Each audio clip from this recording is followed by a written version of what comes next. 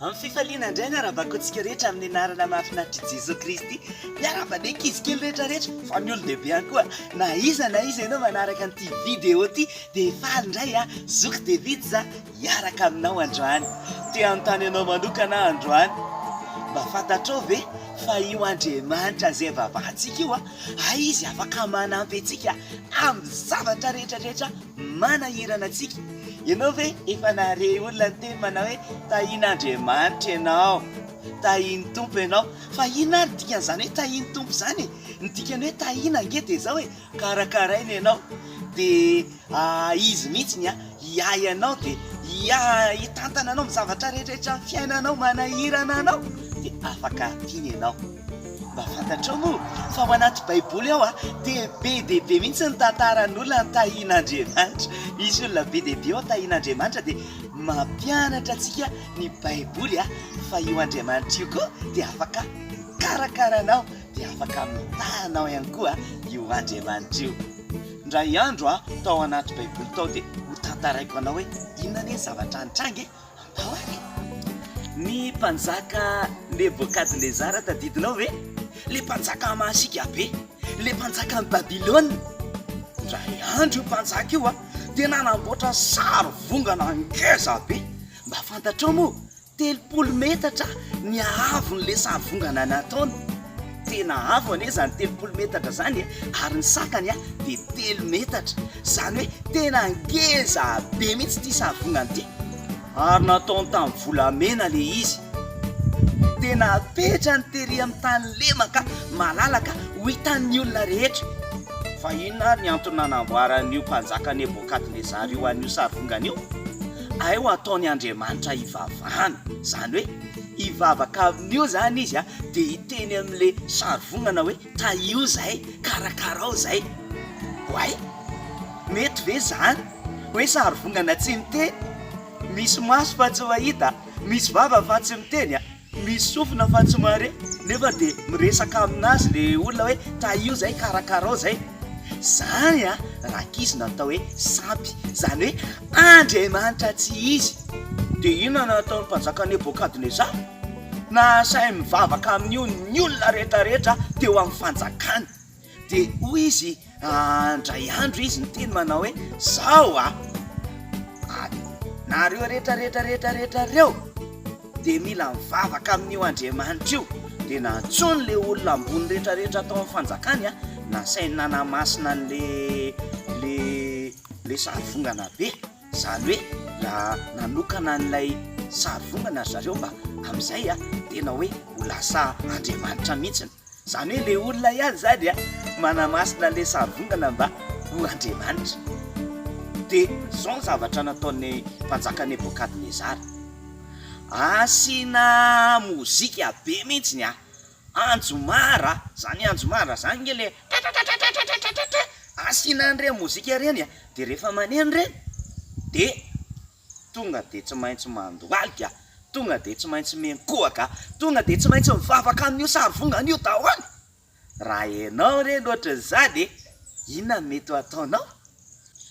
Dia izay ny zavatra nasainy mpanjaka Nebokadnezara atao zany tonga dia tsofina le anjomara sy mozika rehetrarehetra dia rehefa maneno iny dia menkohaka daholo ny olona rehetrarehetra. Dia izay tsy manao an'izany dia nanao taratasy izy lalàna tamin'izany fotoana izany hoe alefa any anaty laforo mirehatra afo. Fantatrao ve zany laforo zany? Zany laforo zany fandrahoana gâteau fa amin'ny afo kitay. Amin'izao mety misy laforo mety hoe amin'ny gaz na elektrika, fa tamin'izany fotoana izany misy ohatran'ny trano kely dia ao nataony afo dia ino natao hoe laforo. Dia izay tsy menkohaka amin'io dia tsy maintsy alefa any anaty laforo mirehatra afo. Lasa amin'izay nitsoka mozika amin'izay sy nanao mozika daholo le olona mpitendry zava-maneno rehetra.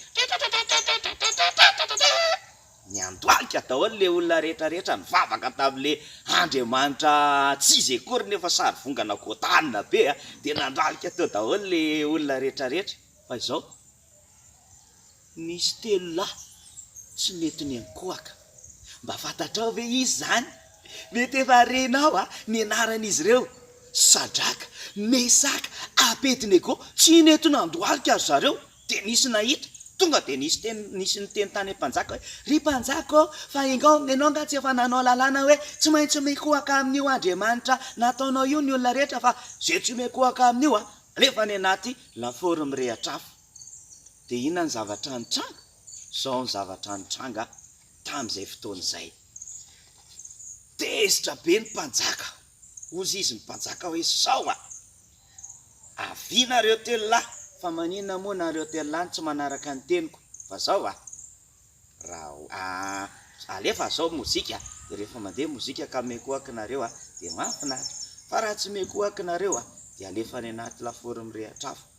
De niteny Sadraka sy Mesaka ary Abednego hoe ory mpanjaka zay tsy ekoaka amin'io Andriamanitra io fa Andriamanitra tsy izy io ko raha tsy n'izay de hivavaka amin'io fa zao tsy maninona na alefa ny anaty laforo mirehatra afo ary zay fa ny Andriamanitra hivavahanay afaka mamonjy anay kanefa na tsy hamonjy anay amin'ny Andriamanitra zay tsy ekoaka amin'io na ahoana na ahoana.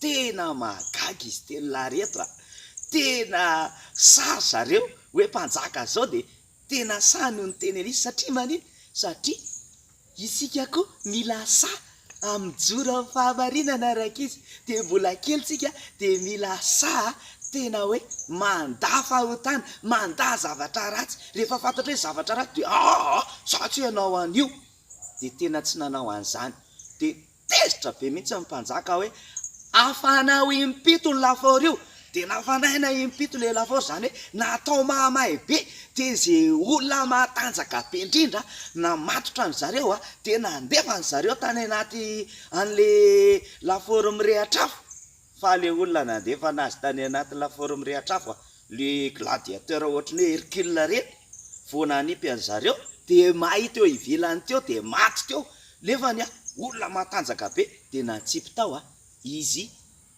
telo mirahalahy. Fa rehefa natsipy tao izy de gaga be ny mpanjaka way to misy olona mandehandeha ao anaty afo ao de tena gaga ny mpanjaka nahita satria nanino nandehandeha tao anaty afo tao izy telo lahy de rehefa nandehandeha tao anaty afo tao izy de mbola gaga ny mpanjaka satria nanino lasa olona efatra indray nihitany tao anaty afo tao de gaga izy ary ny anankiray ohatrany hoe zanak'Andriamanitra zany. Ie, tena marina zany satria Andriamanitra mikarakara antsika de momba antsika rehefa tena sa manda ny ratsitsika ary sa tena manda ny fahotaditsika de Jesosy Kristy afaka manampy antsika amin'ny zavatra rehetrarehetra.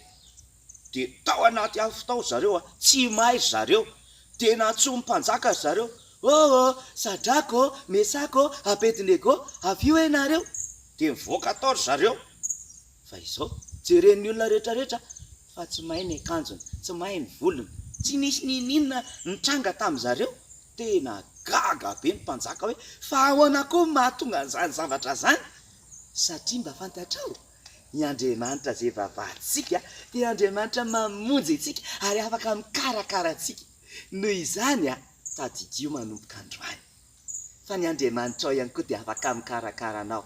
Mety mbola kely botita ohatran'iny angambany ianao fa Andriamanitra te karakara anao ane de na iza na izy tsika de tian'Andriamanitra karakaraina daholo rehefa tena matoky an'Andriamanitra sy mivavaka amin'Andriamanitra. Eny ary tadidio fa Andriamanitra afaka mamonjy ianao ny amin'ny zavatra sarotra indrindra ary tena mampatahotra ane zany hoe alefa any anaty laforo zany de may fa zareo tsy natahotra satria rehefa miaraka amin'Andriamanitra de Andriamanitra afaka manampy matokia an'Andriamanitra fa Andriamanitra afaka mamonjy anao de afaka mikarakara anao de tahian'Andriamanitra daholo mino fa tadidinao zay ny dikan'izay hoe tahian'Andriamanitra zay hikarakara anao Andriamanitra anampy anao Andriamanitra amonjy anao Andriamanitra mino fa nafinaritra antsika nianatra ny tantaran'ny Sadraka sy Mesaka ary Abednego de amin'ny manaraka indray ho tahian'Andriamanitra tsika veloma daholo.